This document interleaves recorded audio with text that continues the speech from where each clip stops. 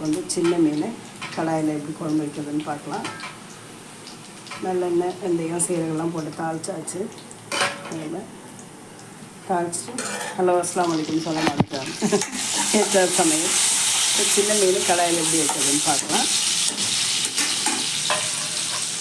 இந்த மீன் தான் இது எப்படி குழம்பு கடாயில் வைக்கிறதுன்னு பார்க்கலாம். சரி நல்லா காரசாரமாக எண்ணெய் ஊற்றி கடாயில் வெந்தயம் சீரகம் போட்டு தாளிச்சு வெங்காயம் பச்சை மிளகாயெல்லாம் போட்டு நல்லா வதக்கி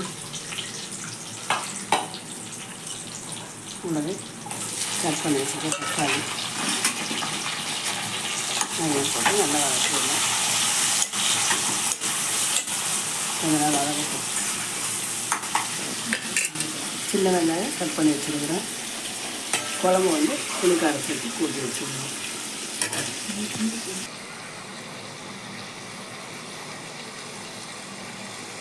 சின்ன வெங்காயம் எல்லாம் போட்டு வெங்காயம் தட்டுறது நல்லா வதக்கணும். எண்ணெயில்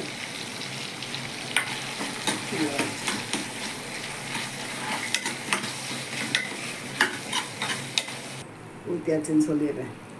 வெங்காயம் தக்காளி நல்லா வதங்கினதுக்கப்புறம் கூட்டி வச்சுருக்க குழம்பு ஊற்றி நல்லா கடாயில் தாளித்து விட்டுருக்கோம். குழம்பு தாளித்து கொதிக்குது.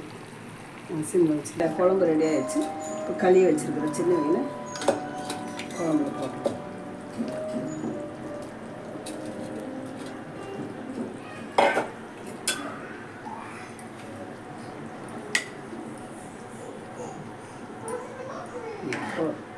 பூண்டு போட்டு க்ளோஸ் பண்ணணும்.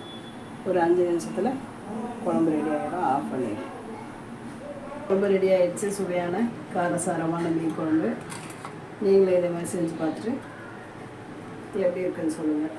பிடிச்சிருந்தா லைக் பண்ணி ஷேர் பண்ணுங்கள். அஸ்ஸலாமு அலைக்கும்.